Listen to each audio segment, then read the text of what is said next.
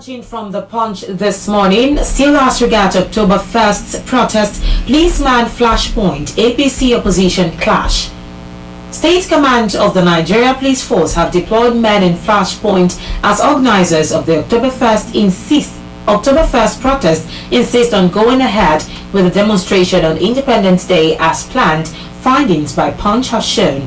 If the protest holds, it will be the second time in 2 months that angry Nigerians would hit the streets in disapproval of the hardship in the country occasioned by the hike in petrol price and electricity tariff and the floating of the naira by President Bola Tinubu's government. According to the organizers, the Fearless October 1 demonstration is a continuation of the End Bad Governance protest, which took place from August 1st to 10. They added that the latest demonstration was necessitated by the failure of the federal government to address their demands, which include hunger in the land, rising cost of hunger, insecurity, government wastefulness, electoral reforms, human capital development, among others. The group explained that the FCT protest will be held at the Eagle Square and same venue of the Independence Day parade, while the Lagos protest will take place at the Ikeja on the bridge. On Sunday, human rights advocate and leader of the protest, Omoyele Sowore, said they were fully prepared for the protest, adding that they would hit the streets at 7 a.m. on the scheduled date. As regards October 1st protest, policeman flashpoint APC opposition clash on the Punch newspaper.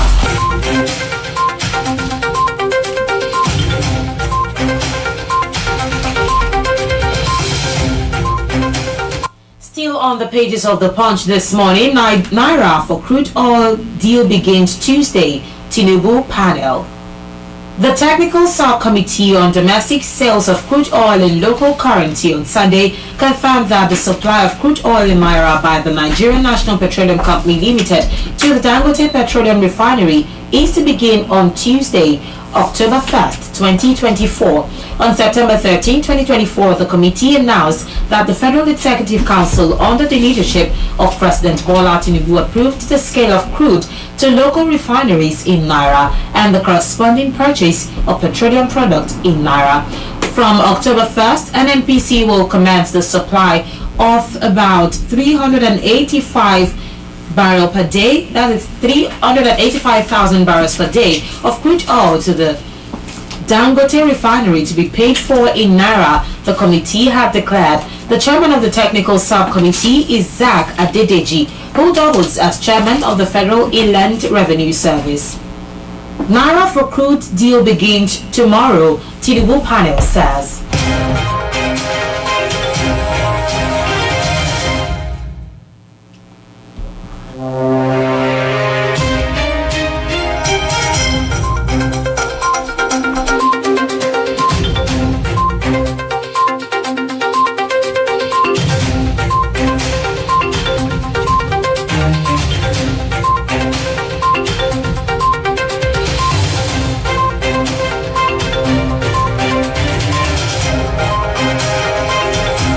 From the Daily Revelation News this morning, federal government hands over 64 CNG buses to labor unions, NAND, as part of the activities marking Nigeria's 64th independence anniversary. The federal government has handed over 64 compressed natural gas CNG buses to representatives of the Trade Union Congress, TUC, Nigeria Labour Congress, NLC, and National Association of Nigerian Students, NANS. The event took place at the State House Conference Center in Abuja on Sunday. Mr. Wali Edu, the coordinating Minister of the Economy and Minister of Finance, led the government delegation, which include Alhaji Mohammed Idris, Minister of Information and National Orientation, Senator Abubakar Bagudu, Minister of Budget and Economic Planning, and Mr. Ayodele Olawande, Minister of State for Youth Development. During the handover, Edu emphasized that the deployment of the buses for commuter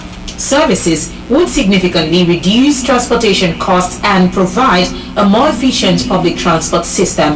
Edu noted that the initiative is in line with President Bola Tinubu's commitment to providing affordable and efficient transportation as part of the presidential initiative on compressed natural gas, particularly after the removal of full subsidy. This initiative, he added, would support vulnerable population and help stabilize the economy.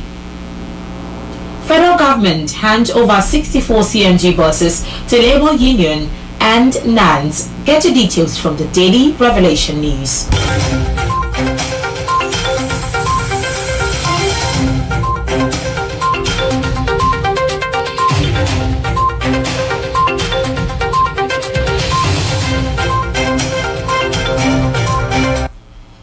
Away from the Daily Revelation News and on to the Daily Trust. China willing to lend Nigeria more money, federal government says.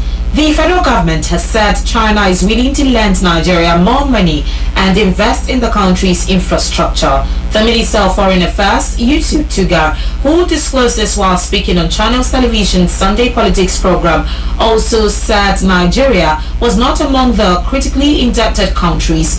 Hence, it was not discussing debt forgiveness with its major lender, China. According to the Debt Management Office, DMO, Nigeria's external debt stock as of March 2024 was 53 trillion naira, $42 billion, while domestic debt stood at 65 trillion naira, $46.29 billion. At the recent 79th session of the United Nations General Assembly in the United Kingdom, President Bola Tinubu, represented by Vice President Kashim Shettima, pushed for reform of the international financial system to include comprehensive debt relief measures to enable sustainable financing for development. However, when asked if Nigeria was in talks with China for debt relief, considering that President Tinubu met with his Chinese counterpart Xi Jinping recently, the minister said that was not the case. He said China was willing to lend Nigeria more money and invest more in the country's economy. On the Daily Trust, China willing to lend Nigeria more money, federal government says.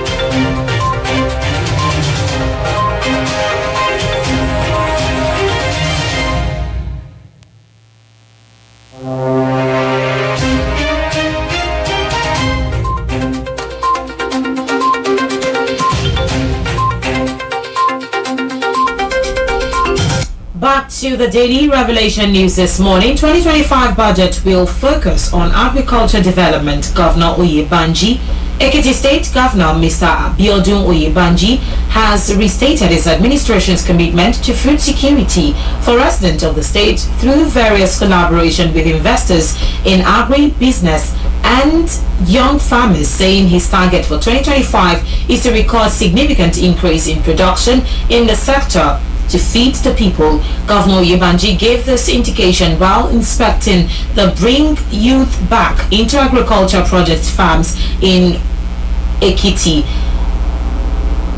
Senatorial District on Saturday. The governor, who was accompanied on the visit by some top government officials, disclosed that the state's budget for 2025 would focus more on agriculture in an effort to ensure food security and made Ekiti the food basket of the country, while noting that his government's deliberate investment in agriculture was already yielding the desired positive result. The governor said his government in the last 2 years had prioritized investment in agriculture, boost capacity of farmers and create a market for farm produce as part of efforts to enhance food production and tackle food insecurity.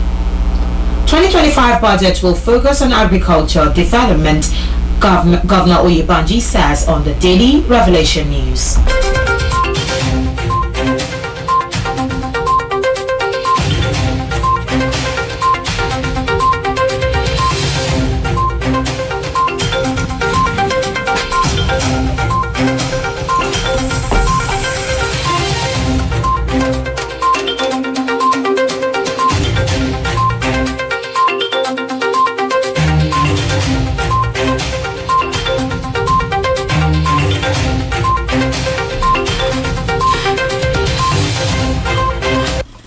On the Daily Trust this morning, as regards constitution review, northern southern senators disagree on regionalism. Southern and northern senators have disagreed over the agitation for the return of Nigeria to the regional form of government. They expressed their views at the sidelines of the ongoing two-day retreat on the amendment to the 1999 Constitution organized by the Senate Committee on Constitution Review in collaboration with the Policy and Legal Advocacy Center in Kano. While senators from the northern part of the country who spoke on the issue vehemently opposed it, those from southern Nigeria described it as a welcome development that would improve the economy, tackle insecurity and fast-track infrastructural development. The Red Chamber, through the Senate leader Okoyemi Bamidele, has however assured Nigerians that the issue of regionalism was not part of the ongoing review of the nation's constitution. On the daily trusts as regards constitution review, northern, southern senators disagree on regionalism.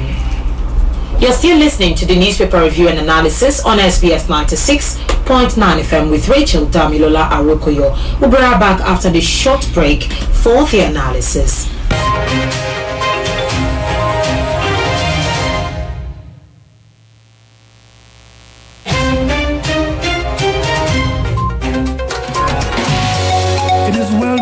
That education is far better than ignorance in a millionfold. So parents and caregivers, if you cater for sound education for your child and words, think no further but Ilmu Trendsetters Academy. Ilmu Trendsetters Academy is second to none when it comes to Nigerian and British curriculum. 21st century teaching skill, Arabic and moral education, conducive and fun-filled learning environment, sports and vocational skills, state-of-the-art security system as each class is CCTV monitored. Their teachers are qualified for the task. You can enroll your child today into crèche, kindergarten, nursery and primary classes respectively. Located at number 33 Kaduna Road at the Wale Housing Estate, Iloni, Kwara State. Or better still, you can call 07065571022.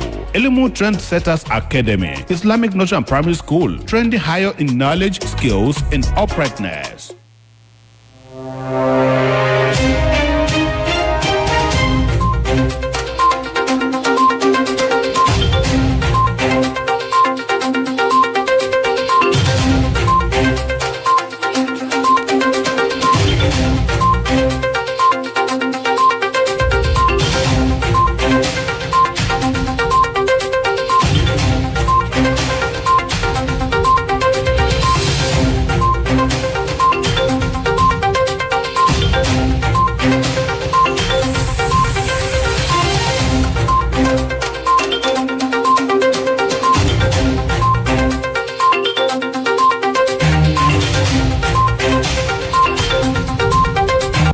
Good morning once again. You're welcome to the newspaper review and analysis on SBS 96.9 FM. I am Rachel Damilola Arokoyo. Having brought you the headlines and some of the stories from the pages of our national dailies, it is time for us to analyze trending issues. With me in the studio this morning, comrade YUNUSA Alikinla and comrade OLAREWAJU ISHOWO, both public affairs analysts. Good morning to you, gentlemen. Good morning, Mrs. Rachel. Miss Rachel Arokoyo, are we? Yes, thank you. Good morning, Nigerians. Good morning, Kwarans. It's my pleasure to be here. All right, NLC, let's start with the NLC story now. NLC TUC reacts to payment of 70,000 naira minimum wage by the federal government. Of course, it is no longer news that the federal government has started the payment of the newly implemented minimum wage, that is 70,000 naira, and now the TUC and the NLC has come out to say that the state and also private sectors should do the same. They should follow suit so as to ease Nigerians or their workers of the stress they are having to go through as regards the hike in petrol price and some of the hardships that Nigerians are facing. Let me start with you, comrade OLAREWAJU ISHOWO. In this issue of NLC and TUC urging private sectors and also state government to start the payment of the newly implemented minimum wage, is it feasible for state government, not even state government this time around, for private sectors? Good morning, listeners. Thanks for having me this morning. Good morning, my colleague. Good morning. I think there's no gainsaying about the reason why governments at all levels need to commence the payment of minimum wage as soon as possible. Federal government leading the conversation, and we can see that it has started the payment at the end of this month, coupled with the fact that federal government analyzed further how it's going to go about the arrears, because it says that the arrears of this 70,000 minimum wage commences by July ending. It means that there's very likelihood that it's going to pay the August arrears and that of July. And it further promised that the arrears of the wage award, 35,000 naira, that have stopped around February this year, will be paid up to July ending. So it means that it was an avenue to express the dashes that the government at the center have failed to meet up. This is a welcome development, notwithstanding that people like me expected the payment to have commenced around May, simply because the 30,000 minimum wage expired around April 2024. By so doing, the negotiation was rigorous, was battle related, and we can see the extent at which the labor resolved on 70,000 minimum wage. However, federal government failed on its own part of honor, because I could remember before they pegged it onto 70,000 minimum wage, the labor, the two, informed Nigerians that they wouldn't have accepted that 70,000 minimum wage. But because federal government promised that it's not going to increase the price of fuel, that federal government promised that it's capable to pay more than that. But the condition is the price of the fuel is going to increase. But today, even before the commencement of the so-called 70,000 minimum wage, we realized that the price of payments officially has moved from the usual 580 naira to something around 900 naira. So when you look at the increment, it's almost 40% or 50% of increment, and the 70,000 minimum wage remains 70,000 minimum wage. By so doing, it means that federal government fails in no part. But when you now look at it at extensive level, you discover that some states, most of them, not even shown the willingness to pay the money. They still batting around the 30,000 that has been expired since April this year. And this is what the labor is actually informing them, that by the virtue of the agreement, the states, the private sectors, even the local governments should, as a matter of urgency, commence the payment. We could see that some states have constituted the committee on consequential adjustment, notwithstanding that people like me thought that not every state bounds on the resolution, the template that the federal government is going to resolve on. Immediately you agree on payment of 70,000 minimum wage, commence the consequential adjustment in line of realities in their respective states. Now that the template is already out, the relevant committee at the national has submitted. The payment has commenced. What is exactly delaying the states that have not paid or that have not started paying the minimum wage? So I want to urge them, as a matter of urgency and sense of alacrity, that the payment of 70,000 minimum wage should start by this end of the month. And whoever fails to pay it now should ensure that the arrears is paid. And I want to urge the labor at the center. Most times, we discover that when they're having issues with the government, they always send the circular to the branches at the state level. But in some occasions, or may I say in most occasions, when their request is being answered, they don't care what happened to states that equally expected to be part of the beneficiaries. But when we make confirmation further, we discovered that federal body at the center is not a busybody. They can only weigh in to the state that have issues if the state branch inform them about what they have been battling with their respective governors. So I want to say that by now, I don't think any governor will not even free to pay the money as a matter of urgency, because where they are going to draw the salary, which is the fact, is already improved 100%. So I don't know what's going to stop them from paying that. And if any one of them, maybe their governor seems to be stubborn, let them get such governor reported at the center, so that it's going to be tackled head on. All right, thank you so much, Comrade OLAREWAJU ISHOWO. He has done justice to the state government part. Now, over to you, Comrade YUNUSA ALIKINLA. Let's talk about the private sectors now, because most of these private sectors would insist on not earning that much. So how can they meet up with the newly implemented minimum wage? Let's have it from you, Comrade. Thank you very much for having me. Good morning once again to Nigerians. And it's my pleasure to be here. You see, like when we say that the new minimum wage, and we are talking about the private sector, just like what my colleague here have said concerning the analysis so far, based on the fact that you are satisfied.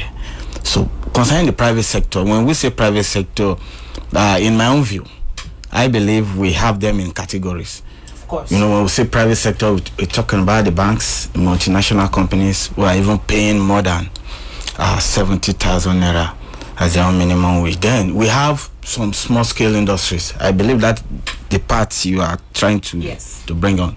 You see, Nigerians, they will try and pay it, because you see, the truth here is that the template we are using in Nigeria, majority of us, we see lack of sincerity. There is no private sector is coming to show is a profit after tax, that is the amount is making, and this is why is having the capability or incapable of paying 70,000. Some even have more money to pay more than that, but they will always tell you that they are not making anything.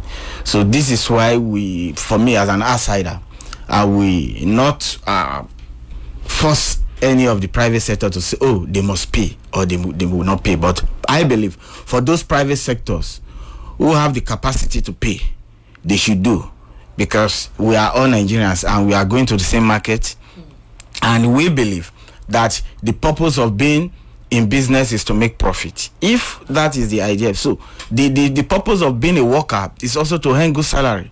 So when they put up their work diligently and they are able to discharge their duty, in as much as you are making your own profit, you should be able to pay. So 70,000 minimum, that is the minimum and not the maximum. The maximum could be as high as a million.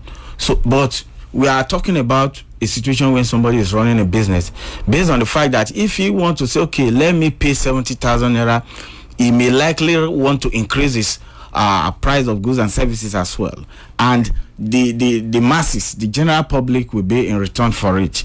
So at this point in time, I believe that one thing I will implore the entire Nigerians to imbibe or to make use of is to be very sincere with what is happening in their domain, based on the fact that when you are in a very just society where they believe that this life is to come and go, one day they are going to leave this world. So what are they taking back to heaven or wherever they are going to?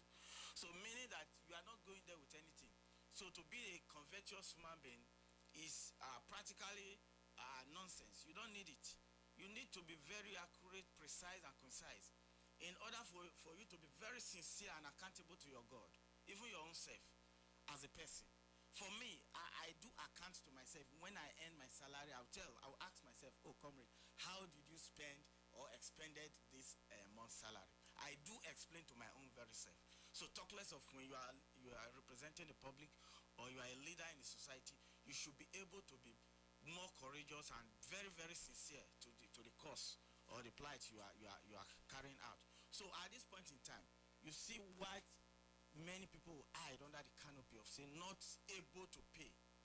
But if you watch the standard of living of the very own person who owns a company, then you can compare to what the man is getting at the end of the day.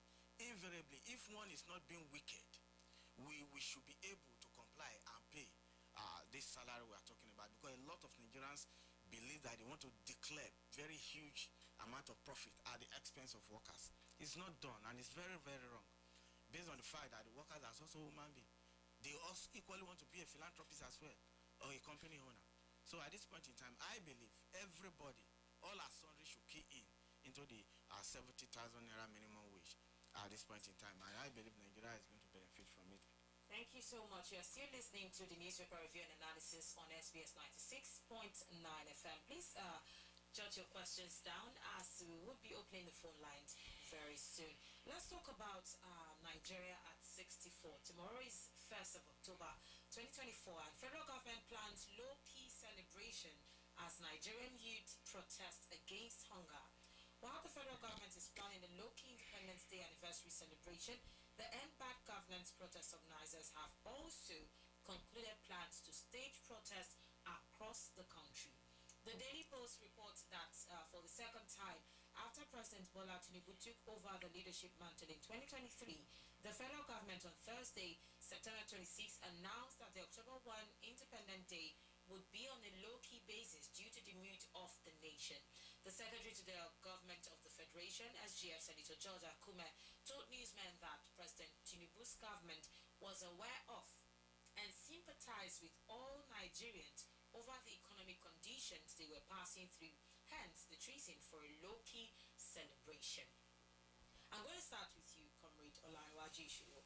Nigeria turns 64 tomorrow, October 1st, 2024. And now we have a lot of reports about the so-called protests, hunger protests, from the organizers of the End Bad Governance that happened on August 1st to 10th, 2024. That was just last month, I guess, yes. So, what should Nigerians expect tomorrow as regard these protests? And of course, Nigeria turning 64. Nigeria turning 64 is just a mere annual, celebrations of Nigeria, the inception of Nigeria as a country after the independence. Sometimes like this, when an issue like this is before me, I'm always worried, simply because we don't get it right day in, day out. When the issue of protests has become part of our celebrations, it's something of recent time. Before now, when we're having celebration like this, either you make it, flamboyant, or you make it in a low key. What is more expected is what is exactly have you achieved since birth of this country at independent level. Before, the president used to come out, inform us, reminded us about how we came together, how we got our independence, what our forefathers did, where we were, on our way going, where we are today, what are the challenges facing us. And, an African Nigerian, we don't request for much. But the inability of our leaders across board is giving citizenry energy to come up with protests this time around. I don't see any, common denominator between having a protest the same day that Nigeria is expected to celebrate its independence. If nothing is mixing, it is very, very apparent to say that good governance is missing. Lack of patriotism is missing. Uninclusiveness on the side of government is missing.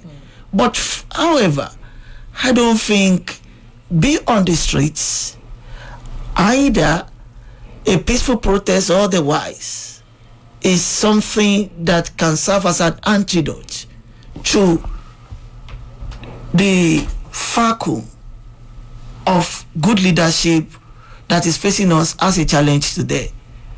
I must say that when you look at the independence of last year, We lost away from the usual historical epoch that the leader, president, need to give us. Tomorrow, don't be surprised when Mr. President is addressing us and you discover that the issue of the hardship, hunger dominates the discussion, dominates the presentation.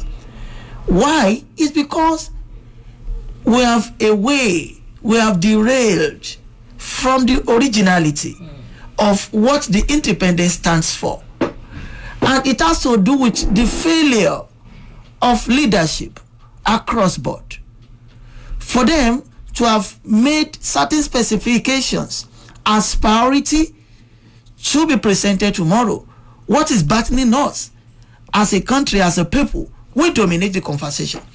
You see today, as we are warming up, the protesters are already, look at the interview we are watching here. They are discussing about the protest tomorrow. Are we supposed to be discussing protest tomorrow? Or are we supposed to be, be in happiest mode? That no, we are growing. We are 64 tomorrow. This is what we have achieved. This is where we were. This is where we are today. Some countries of the world that we started together.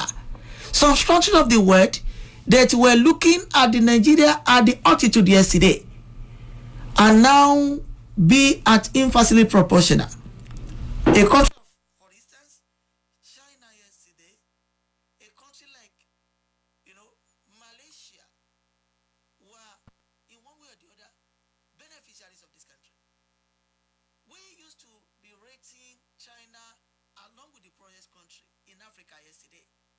Today, China is leading. Where was Singapore yesterday? Where were countries like Brazil yesterday? Where were countries like Japan yesterday? Nigeria was at the front to the extent that the UCAG Ibadan there was rated among the 4 finest health center.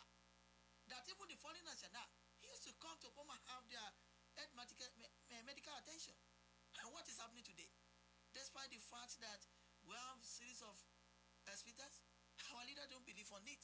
So what is expected of them, no matter of what's going to be their persuasive message, they need to sit tight, x-ray the challenge facing us, especially amidst of the current hardship in the land. 2 things are responsible for it. And we have been engaging Mr. President, directly or indirectly, that you need to shift ground on one of the 2 policies on ground. By now, if Mr. President has listened, I don't think the issue of buying fuel at rate of 1,050 naira, at rate of 990 naira, at rate of 1,100 naira will be the case. I was here 2 weeks ago and I analyzed the difference between the Dangote refined crude and that of the imported crude.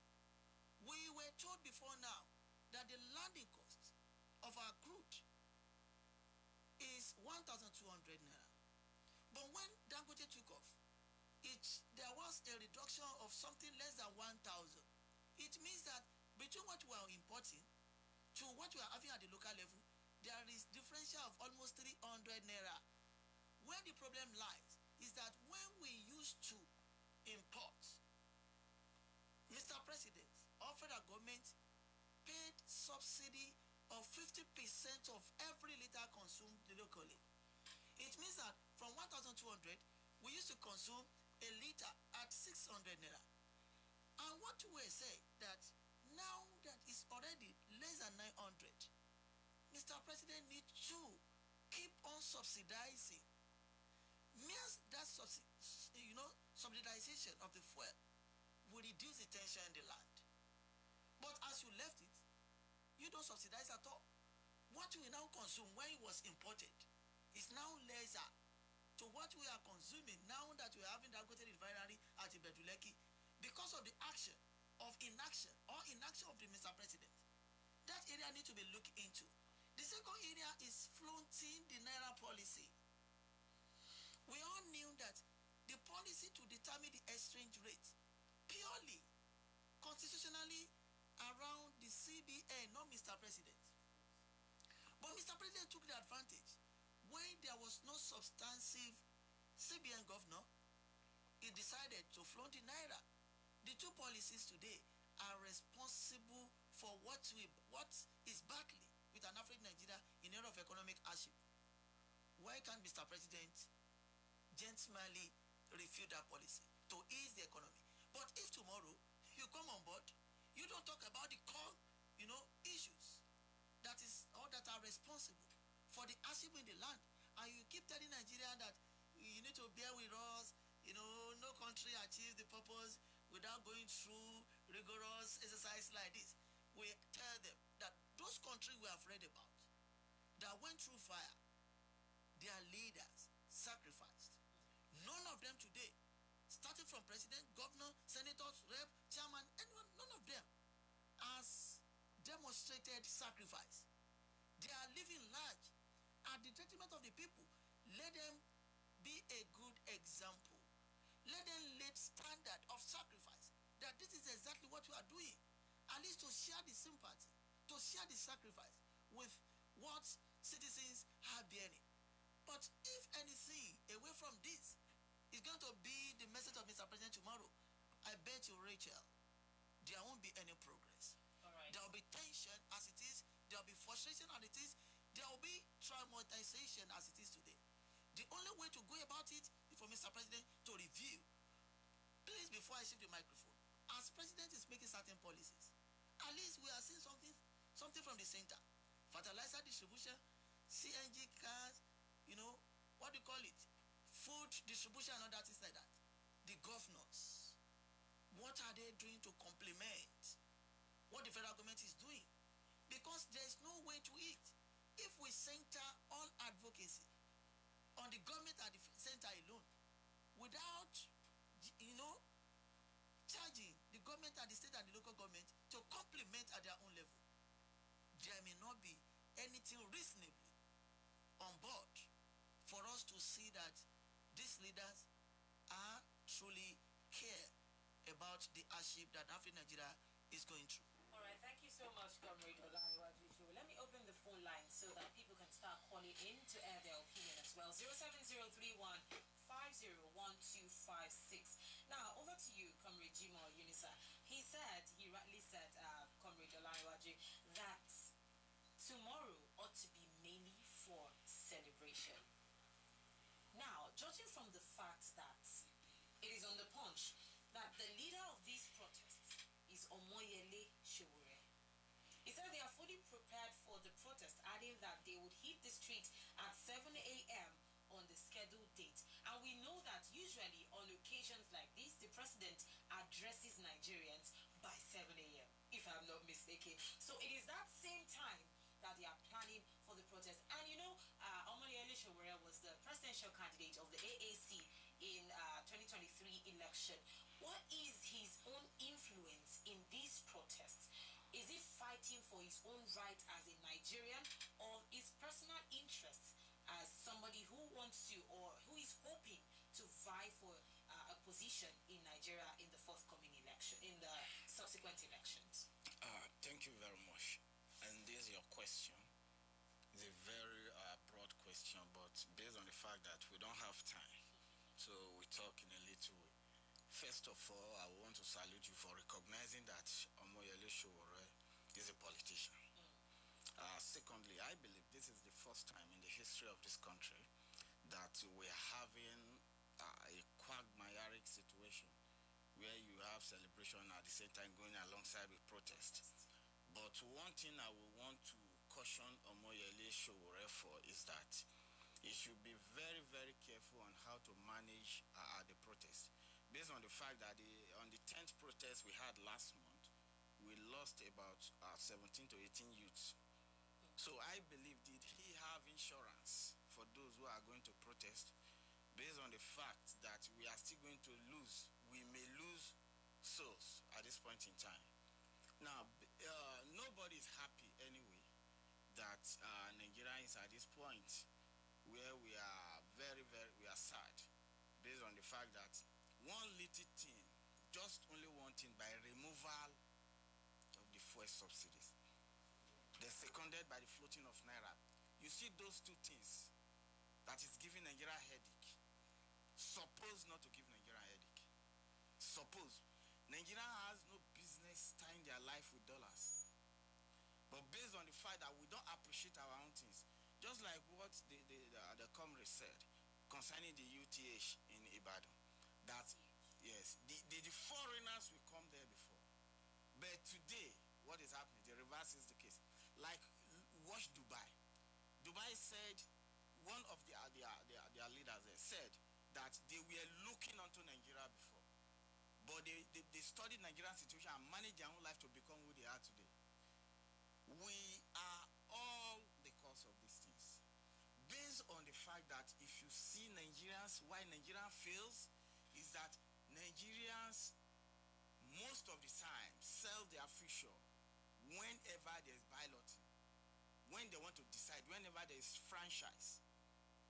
The electorates have their own share. Why the leaders have their own share? The family also have their own share. They praise people who bring money into the family, rather than people who have ideology to share, rather than people who can think properly. No, they celebrate people with money. So these things is what you get today. Based on the fact that we shy away from telling the truth and being transparent enough to lead. Like, the reason why the president is removing the fuel subsidy today is that a lot of importers who are importing this fuel, they are coming into Nigeria to pump empty air and going to the president to receive money for subsidies. You see, and at this point in time, you discover that we lack sincerity of purpose. A lot of Nigerians tell lies. Let's quickly pick this call. Hello, good morning. Hello, good morning. All right, please continue. So you discover that there's what they call accumulated ideology, where you see people will celebrate mediocrity instead of those with knowledge. Hello, good morning. Alright, seems the network is not so good this morning. 07031501256 is the number to call. And when you call, please stay away from your radio set to reduce the whole back sound. Thank you. So, like I was saying, you see, in Nigeria today, there's nothing bad when you celebrate yourself being independent. You move away from the position of slavery to the position of a boss. There's nothing bad in it. Hello, good morning. Hello, good morning. Good morning. What's your name and where are you calling us from? You're welcome, Mr. Isa. Thank you so much. We are supposed to celebrate, but the situation and us does not give room for us to celebrate, so we'll just take it like that. Now, like, so this protest tomorrow, I think it will be more effective if all the positions took part. And now most of the positions are as if they are in line with the policy. That means that even themselves are to be in this position, that is what they will do. So, to me, and I want to ask the second guest speaker, the first speaker that spoke, not the recent one, that one of this question of subsidy. Before now, we have been hearing that the government is saying they were borrowing money to pay subsidy. Like the last speaker said, that even the corruption in that subsidy system was much enough to cripple us. They were borrowing money. Even from this station, we are saying that the government is owing 72 trillion naira before now. And we have also heard that one of the governors was saying that they have even told the government that they are tired of what they were taking from subsidy. The money they were taking. When Nigerians were suffering towards it, our oil was being taken outside, we were suffering it. To me, bringing back the subsidy, I don't think is the solution. Well, they may consider the floating of naira, but bringing back the subsidy, I don't think the corruption in the system is just too much. The corruption everywhere, local government, state government, federal government, the corruption in the system is just too bad. I pray God will help us. Thank you so much. Thank you so much, Mr. Isa. I think he's directing that question to you. He says the return of full subsidy is not the way forward because of corruption. One thing we don't conscious about is that the current administration always suspended subsidy within first few months of its resumption. As far back as last month, federal government paid subsidy. Federal government paid subsidy as far back as last month to the tune of 600 naira per liter. The landing cost that I've told you before now was 1,000 according to NNPCL Gava. Why were they saying it at rate of 580 at that time? It means that subsidy has taken place. And the issue of corruption, the bonding of the nemesis of corruption should not be shifted on an African Nigeria. You are accusing our leaders of being corrupt. Are we the masses that need to bear the brunt? The policy, as you are saying that they're diverting the oil, they make empty supply of this, of that. Now that you are producing locally, it is very difficult to do that. Once you are moving from Ibejuleki there to feed your state, that will show that corruption in state has been fought, especially diversion of the ships, of the vessels from Nigeria to another countries. No refined crude moved outside the country again. Now, whatever we are consuming, we have been told that before now, we are consuming 70 million liter, 80 million liter, even say 100 million liter at a time. But the same NPCL told us in recent time that it's now 40 million per liter. Now that we have known our consumption daily with fact and figure, then the same subsidy that government paid last month to the foreigner, let them pay to the local one here, so that the pains will be reduced. There is no any meaningful policy that will be meaningful to an African Nigeria. That be humanly friendly to our face. If we buy a liter at 1,000 naira, what's the salary scale? 70,000. 70,000 when we are buying a liter 1,000 naira. Go to any countries of the world, you may see the price of oil even more than 1,000 naira. But go and get their standard of living, their cost of governance, and even what the workers are taking home as a living wage. These are the issues that we need to reconcile. Anything contrary to saying that they are diverting or there is corruption, and you think the masses, you and I that don't have access to dollar, you and I that don't have access to vessel, are going to bear the brunt? No serious country does that. All right, 07031501256. Comrade Yunus Alikinla. Well, let me come in this regard. That we believe that subsidies has been removed, but I have said it, I've analyzed the time with tank number, that there is no reasonable president or leader that will remove the chunk of it at once, based on the fact they are going to do it bit by bit or intermittently.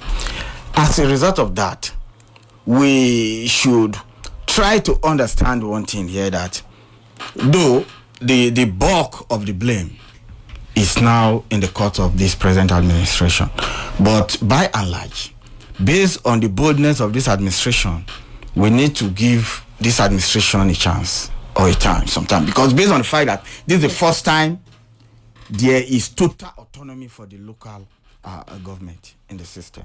Right from 1999 to date, there is no presidency that has given autonomy to the local government. So at this point in time, we need to see the results of what is happening. Now, concerning this fuel of a thing that has been tied to our life, based on the fact that a lot of countries are using gas and electric before now, and this is just the time Nigeria is being exposed to say we are going on gas, while other countries have been using gas 10 years backward. So you see what the last caller said.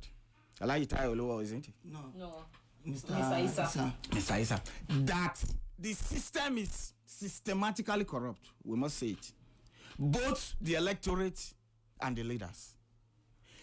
Invariably, if you get the amount of money the presidency is releasing to the state governor, it's enough for each state governor to quell any pain in his own state. Take for instance now, the government have approved 70,000, but there are a lot of governors, or some governors are still drag footing, and where at the expense of the money in their domain. Where is the sincerity there? If the FAC has been increased, like for me, I've said it time with that number. If I happen to be the governor, I'll just look for the petroleum, the the petroleum stations that is owned by government, I will go there and pay. Say sell to my people at a cheaper rate. If let's assume in Kwara State here, the price of petrol is 1,000. I will go to NNPC or Ando, Total, Ajib, and say okay, sell to them at the rate of 500. Please just give me a second. May I ask you that? Why the government that is paying almost 600 naira on every liter of imported refined crude find it difficult to subsidize the same amount? The excuse that the subsidy has been removed is nothing but false. I have data here. The resumption of something started from August last year. 52 billion was paid in August. 57 was paid in September. 212 was paid in October. Down to April, almost 833 billion naira. So many that was paying this, and there was an increase at later time. When NFDC had told us that they realized almost 3.29 trillion naira as the gain.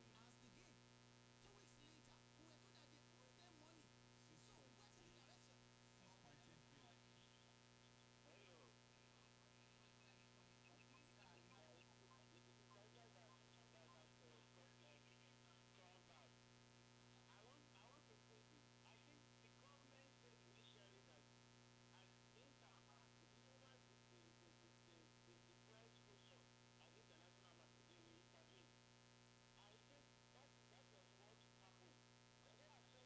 the direction?